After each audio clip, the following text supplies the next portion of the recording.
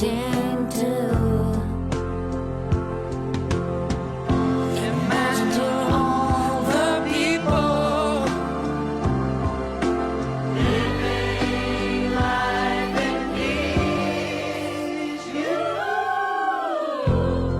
You may say I'm a dreamer, but I'm not the only one. I hope someday that you will join us, and the world will be as one. Imagine no possessions. I wonder if you can. No need for greed or hunger. A brotherhood of men. Hey, imagine all the people sharing all the world. You may say I'm a dreamer, but I'm not the only one. I hope someday you will join us. You will join us, and the world will be as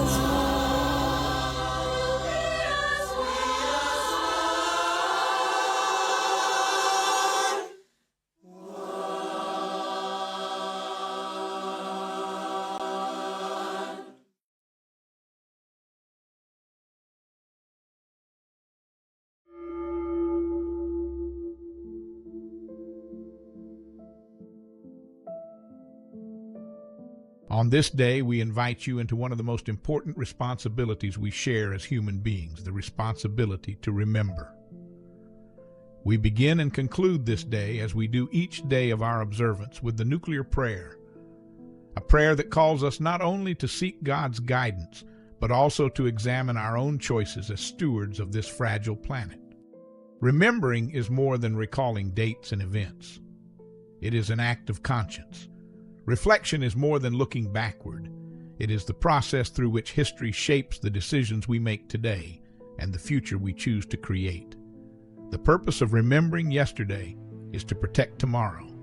May the lessons of history awaken our conscience, strengthen our resolve, and inspire each of us to help create a world in which nuclear weapons are never used again.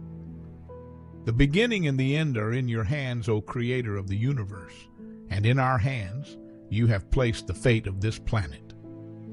We, who are tested by having both creative and destructive power in our free will, turn to you in sober fear and intoxicating hope. We ask for your guidance and to share in your imagination in our deliberations about the use of nuclear force. Help us to lift the fog of atomic darkness that hovers so pervasively over our Earth, your Earth, so that soon all eyes may see life magnified by your pure light. Bless all of us who wait today for your presence and who dedicate ourselves to achieve your intended peace and rightful equilibrium on earth. In the name of all that is holy and all that is hoped. Amen. Every generation inherits a story, but no generation inherits the whole story. Some pages are carefully preserved. Others quietly disappear. Some are lost through time. Others are hidden because they are too painful to remember. Today we open those missing pages, not to reopen old wounds, but to deepen our understanding of our shared humanity. This is not simply the story of Hiroshima and Nagasaki. It is the story of silence, of courage, of ordinary people, of artists, of children, of hope. Let us begin. History remembers explosions. It often forgets silence. After the war, photographs disappeared. Films disappeared. Newspapers were censored. Survivors often learned not to speak. The world knew that cities had vanished. It did not yet know what radiation would continue to do for years.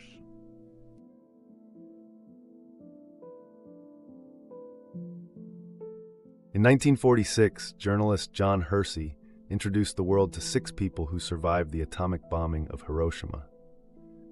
He did not tell the story primarily through military strategy, scientific achievement, or political decision-making.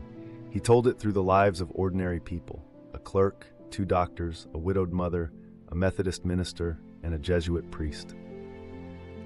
Each had begun August 6th as an ordinary day. Each happened to be standing in a particular place, performing a particular task, when the familiar world disappeared around them. Hersey wrote, "They still wonder why they lived when so many others died." Through their experiences, Hersey helped the world understand that Hiroshima was not simply a city on a map or a moment in the history of warfare. It was a community of human beings. People were preparing meals, opening offices, caring for children, walking to work, reading the morning newspaper. Then at 8:15 came a flash of light. Buildings collapsed. Fire spread. Families were separated. The injured began moving through the ruins, searching for water, shelter, and the people they loved. Many did not yet understand what had happened. They did not know the nature of the weapon. They did not know that radiation had entered their bodies. They did not know that the suffering of that morning would continue for months, years, and generations. About 20 minutes after the explosion, something strange began to fall from the sky. Large, dark drops of rain descended upon parts of Hiroshima. The rain carried soot, dust, smoke, and radioactive material drawn upward by the explosion and the fires consuming the city. It stained clothing. It marked walls and skin. It fell upon people who were burned, wounded, bewildered, and desperately thirsty. Some opened their mouths to the sky. Some drank from puddles. Some collected the water and carried it to their children. They could not have known that the rain itself carried the invisible remains of the bomb. The explosion was visible. The fire was visible. The ruins were visible. Radiation was not. It had no color that people could recognize, no warning voice, no boundary separating the wounded from the apparently unharmed. In the days that followed, people who had escaped without obvious injuries began to weaken. They developed fevers. Their hair fell out. Their gums bled. Wounds that had appeared to be healing opened again. Doctors struggled to treat an illness they did not yet fully understand. Hersey wrote of survivors who were coming down with what he called a strange, capricious disease. It would later be known as radiation sickness. The black rain became one of the missing pages of Hiroshima. For many years, some of those who had been exposed struggled to have their suffering recognized. Their experience asks us to remember that the consequences of a nuclear weapon do not end when the light disappears, when the fires are extinguished, or when a war is declared over.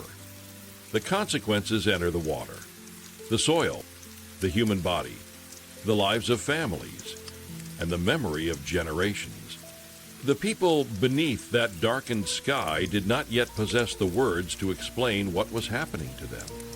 But they remembered the rain, and eventually survivors, writers, physicians, poets, and artists would give testimony to what the world had not seen. They would speak so that the invisible might become visible. They would remember so that humanity could no longer say, "We did not know." Black rain. 20 minutes after the light, the sky began to darken. Rain fell upon the broken city. Heavy drops, black with smoke and ash. The thirsty raised their faces. Children opened their mouths. Mothers gathered water in bowls, cups, and trembling hands. No one could see the poison carried within it. The fire had announced itself with light and thunder. Radiation came silently, without color, without warning, without mercy. The rain entered the rivers, the earth, the body, and the years still to come. Those who stood beneath it remembered. And because they remembered, we can no longer say, "We did not know." For decades, the survivors carried memories that were almost impossible to describe. In Japan, they became known as the hibakusha, the people who lived through the atomic bombings of Hiroshima and Nagasaki. They did not seek to become witnesses. History chose them. Their stories remind us that behind every statistic is a human life, a family, and a future forever changed. Today, the number of living hibakusha grows smaller with each passing year. Soon, there will be no one left who can say, I was there. And so the responsibility passes to us. We become the keepers of memory. We become the voices that carry their witness into the future. Recognizing that these eyewitnesses would not be with us forever, peace museums and memorial organizations in Japan began recording their testimonies so that future generations could hear their voices directly. Today, these recordings stand among the most important historical witnesses of the nuclear age. Let us now pause and listen to voices of Nagasaki hibakusha.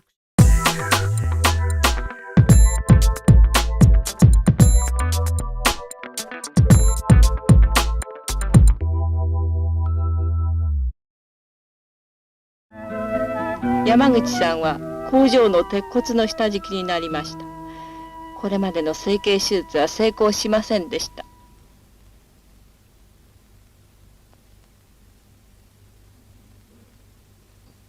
続いて長崎の被爆者代表、原爆乙女の会を主催しておられる山口美佐子さんにおいでを願います。広島より日本の長崎にて15歳の時に原爆を受け、ご存知のように顔に大きな傷を受け、病院生活を7ヶ月して自分の家に帰ってみると、家はなく頼みとする父、母、妹、弟、みんな原爆にて亡くなってしまっていました。たった頼みとする兄が一人いて、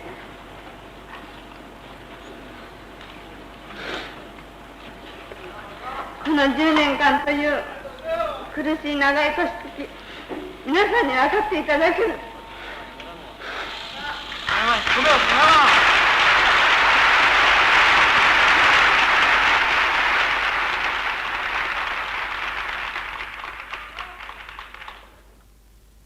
どうかここに集まりの皆様、もう絶対にこの部屋の地球上に二度と原爆のような恐れをします。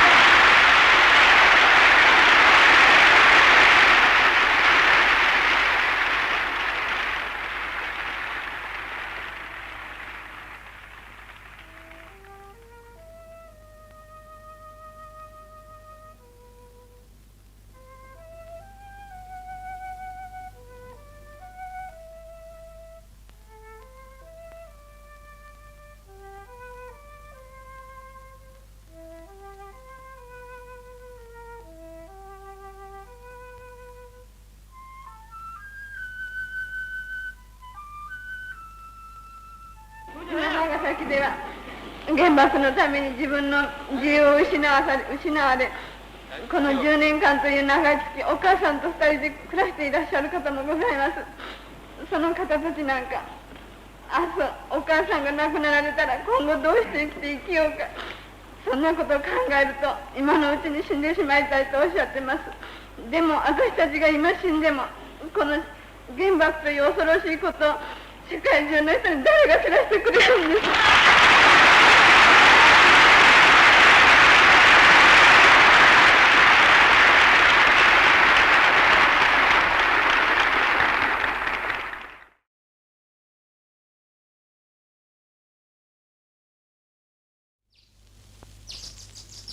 渡辺さんは16の時工場で鉄骨の下敷きになり、骨折と同時に神経が切れたため、足には全く感覚がありません。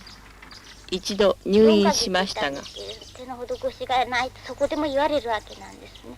それで床ずれだけをですね直していただいて、そして我が家へ帰ってきたんです。それっきり10年間出たことがないわけなんですよね。長崎で生まれ、長崎で育ってですね、現在の長崎の状況を知らないわけなんです。こうした渡辺さんの心の太陽となったのは去年の86大会でした。86大会がございましたね。それによってますますその被爆者に対してのね深い関心があるっていうことを私は知ったわけなんですね。それまでは社会は冷たいものだとばかりに思って暮らしてまいりましたけれどもね、その時に初めて心から反省したわけなんですよね。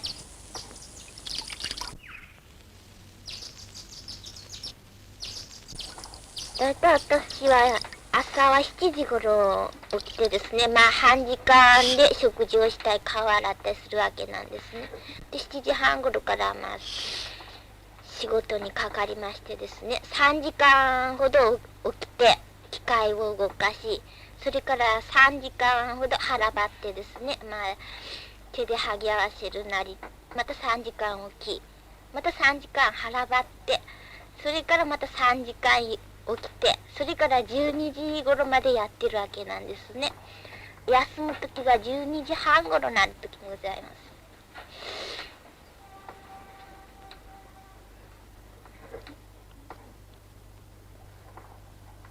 お母さんは小さな下駄のお店をやりながら弟さんを大学に上げています。渡辺さんはこの弟さんに学士を送って夫も長男も原爆で奪われたお母さんを少しでも助けてあげたいのです。まあ母の看護があったればこそね、こうしてね10年間生きながらえてね、今希望に満ちたね生活をね送ることができていますからね、それは私としては忘れることできません。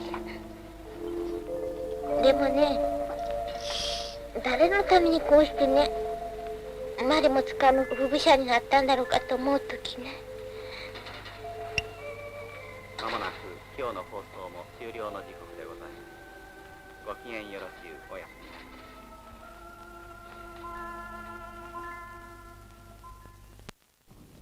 み。今渡辺さんは10年ぶりで町へ出ます。長崎に生まれ長崎に育って長崎を知らないと嘆かれた渡辺さんの言葉に感動したスタッフは元帥卿に頼んで渡辺さんの長い間の夢を実現させてあげました。ここが月町、ここ入ったところ。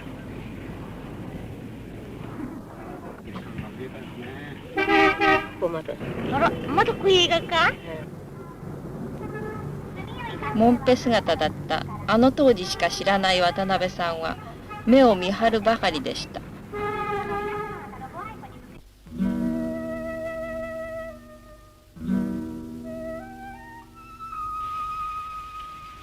今ここが公園になってるね。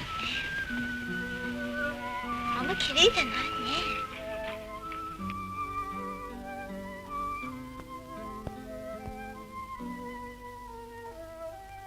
綺麗ね。壮大なものですね。これが天守堂なんですね。あれ吹き飛んでしまったんですからね。両方に塔の高い塔があったんですね。両方に鐘があったんです。一つは吹き飛んで竹やぶのもう一向こうにそのまま飛んでったりしてね。爆風で片方の柱が吹き飛ばされた鳥居。平和の乙女の日、原爆の日、世界平和を祈りつつ昇天せる情勢公女の乙女らを記念して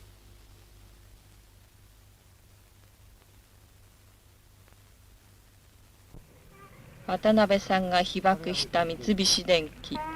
あなたどこ？私本館の方よ。本館がきれいになっていますよ今。本館にあの時いればよかったんだ。もうボンボンボンボンね、もうって言いましたもんね。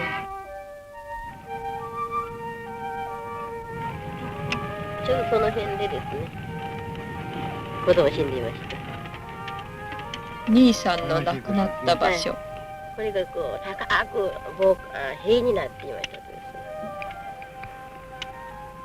それが向こうさんにたわれたもんですから、向こうで陣も取っていって、それでもうなかなかわからないんですもんね。ちょうどこの辺だったね。この辺だった。ちょうどその辺でね、下敷きになったんですね。2ヶ月目に分かりましたね、死体。私たち何らかの保障がね、まだ全然されてないのにね、ああいう文化を作る必要はないと思うんですね、私なんか。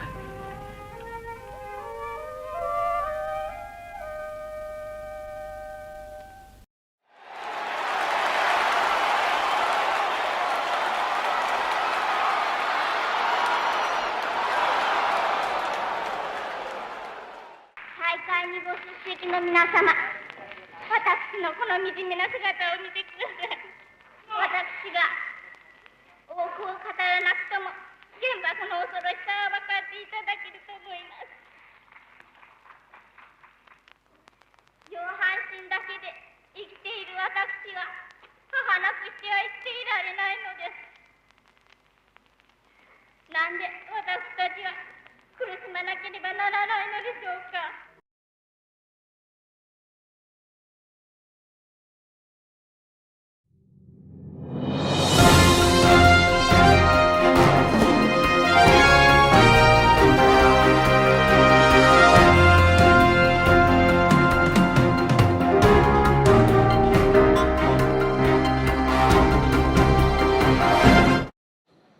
私は1945年8月9日、長崎の爆心地から 1.4km の地点で被爆をし、上半身に重いやけどを負い、ご覧のような傷だらけの体になりました。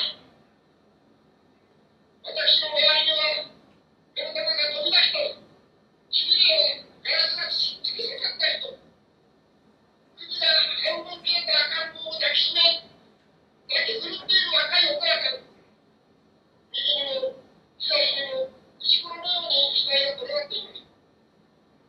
一瞬にして戦闘員、非戦闘員の数なく、すべての生物、全社会、全環境が破壊をされました。その後、およそ40日間、私は高熱のため、生死の境をさまよいました。7ヶ月後に退院をした私の上半身はケロイドに覆われ、さまざまな病気に襲われました。思いを練って私は行き着くか自殺を志しました。尊敬する代表の皆さん、私の顔や手をよく見てください。よく見てください。世界の人々、そしてこれから生まれてくる人々、子供たちに、私たちのように苦労が被爆者に、核兵器による死と苦しみをたとえ一人食べても許してはならないのであります。核兵器による死と苦しみを、私たちを最後にするよう国連が厳粛に制約してくださるよう、心からお願いいたします。私たち被爆者は訴えます。命のある限り、私は訴え続けます。ノーは広島、ノーは長崎、ノーは被爆者。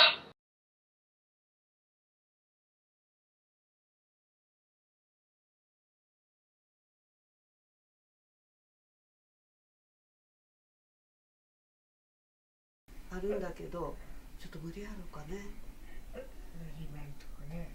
8月10日。今の状態で無理けど。核兵器禁止条約がね、できるということ、これ非常に喜ばしいことだと思います。それから残念ながら、被爆国の日本政府がね、これに賛成しないという、次から次へ、核兵器をね、必要だと言って、覆っていた国がね、増えてきてますからね。このことを絶対ね、減らすような努力をね、しなきゃいけないと。今後ついてはね、核兵器持ってない国がね、持っている国をね、包囲して、一番早くね、その核兵器、なく努力をね、してもらうようにしてもらいたいと。そうしなければね、一応話が決まってもね、何も役に立たないということでね、それは私被爆者がね、もし一人もね、残らなくなったときに、その時にね、どんな形になっていくのか、それが一番怖い。そのためにね、我が子のためにもね、地域の子たちがね、頑張らなきゃいけないと思います。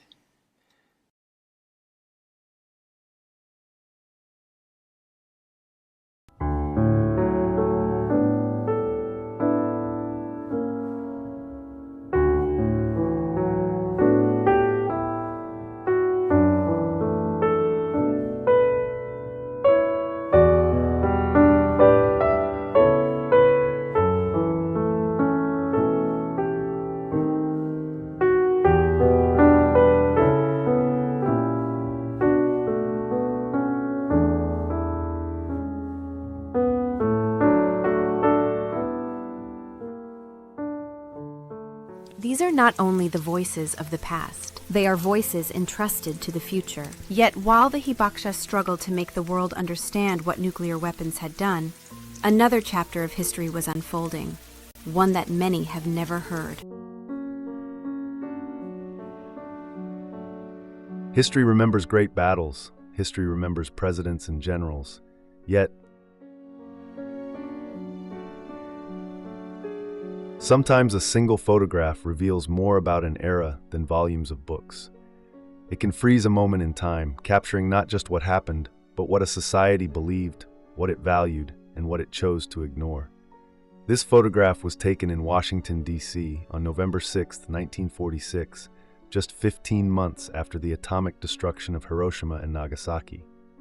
The bombs killed an estimated 200,000 people, many of them civilians, women, children, the elderly, people who had no part in the decisions of war.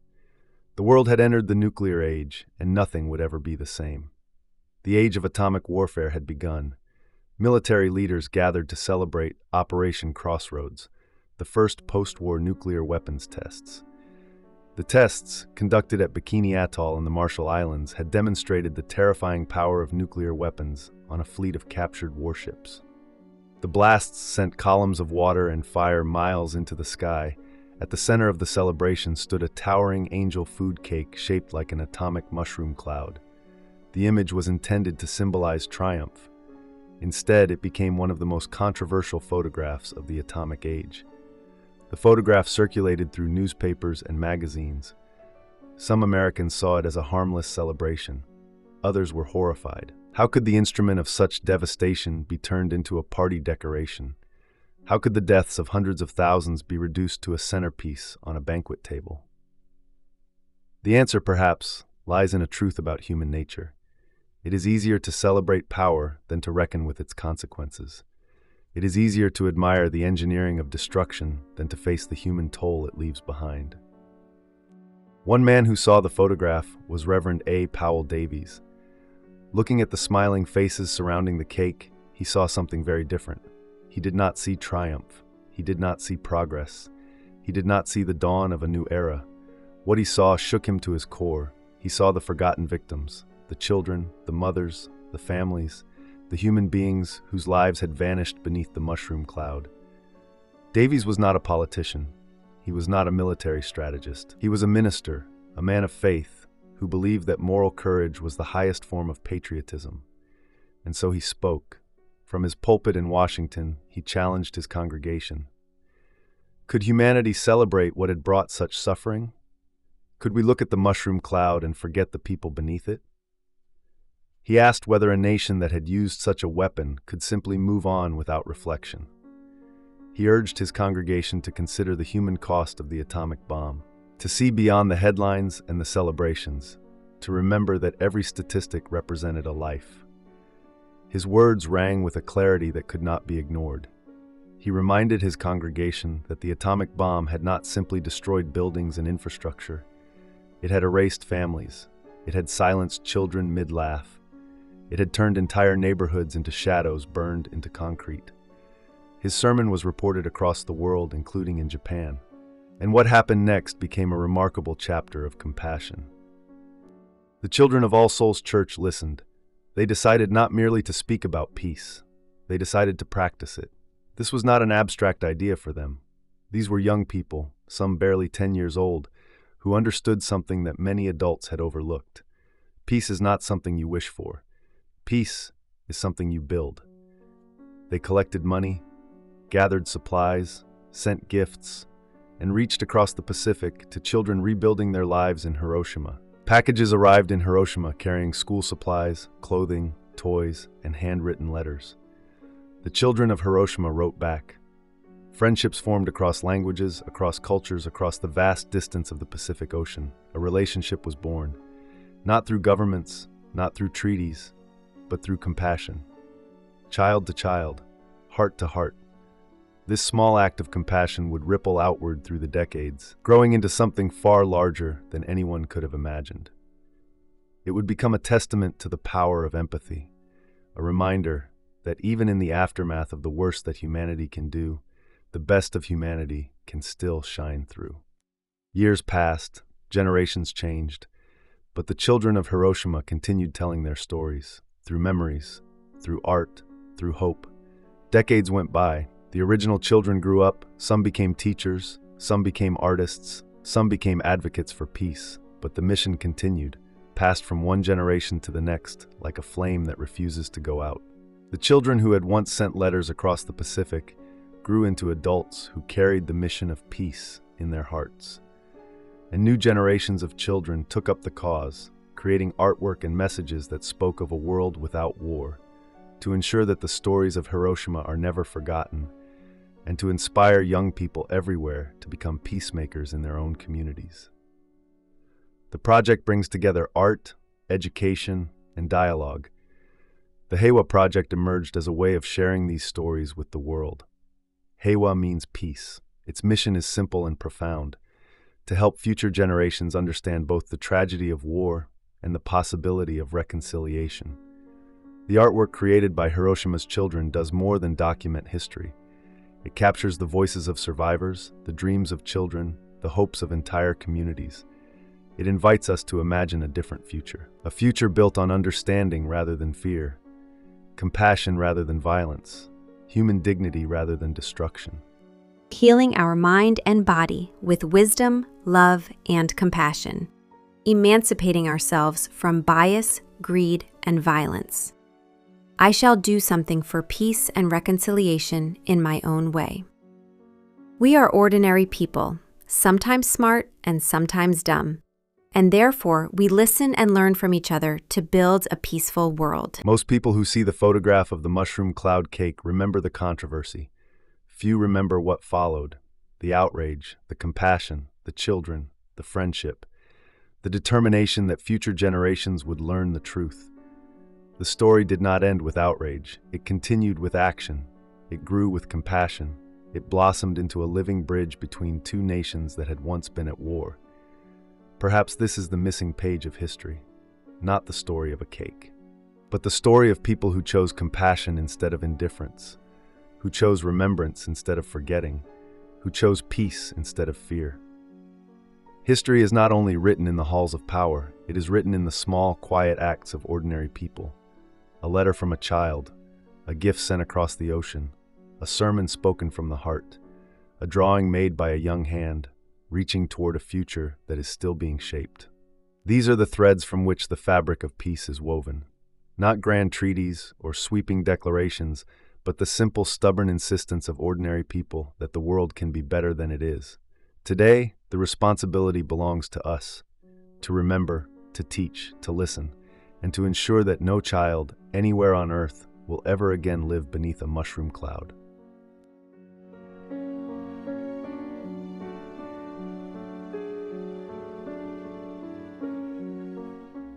Each month, I have the great privilege of hosting a small group of diplomats, scientists, lawyers, religious leaders, and all of them are deeply involved in international nuclear weapons negotiations. I'd like you to hear the prayer that we say whenever we get together. The beginning and the end are in your hands, O Creator of the universe. And in our hands you have placed the fate of this planet. We who are tested by having both creative and destructive power in our free will turn to you in sober fear and in intoxicating hope. We ask for your guidance, and we wish to share in your imagination as we deliberate about nuclear force.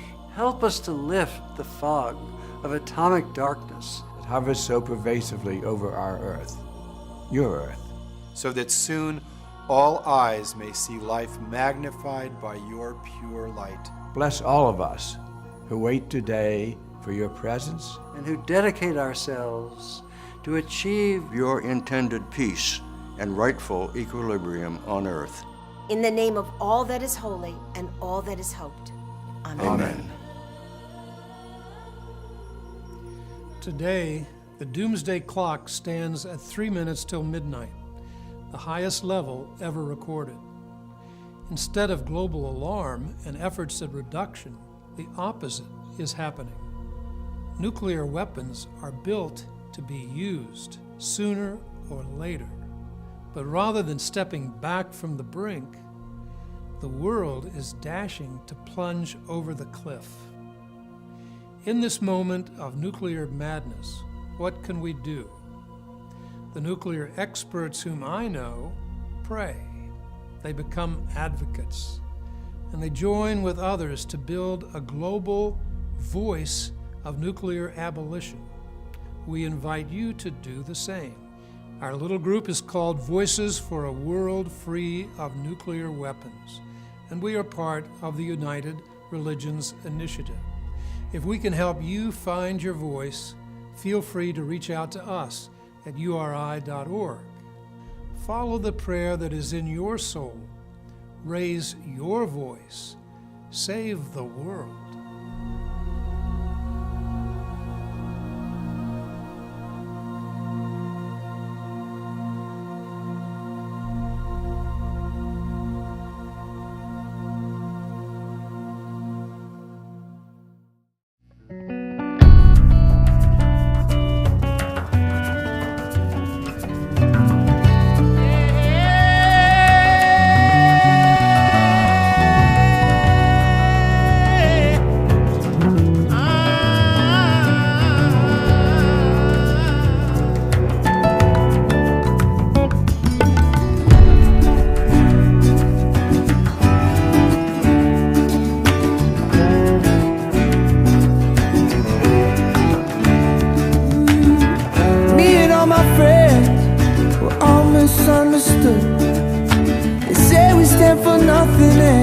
There's no way we ever could. Now we see everything's going wrong with the world and those who lead it. We feel like we don't have the means to rise above and beat it. So we keep on waiting, waiting, waiting on the world to change. We keep on waiting, waiting, waiting on the world to change. It's hard to beat the system when you're staring at a distance. So we keep on waiting, waiting, waiting on the world to change.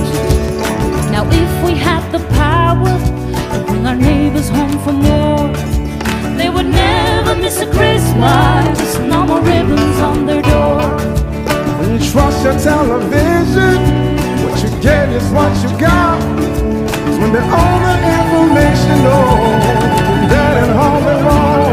So we keep on waiting, waiting, waiting on the world to change. We keep on waiting, waiting, waiting on the world to change. It's not that we don't care, we just know that the fight ain't fair. So we keep on waiting, waiting, waiting on the world to change.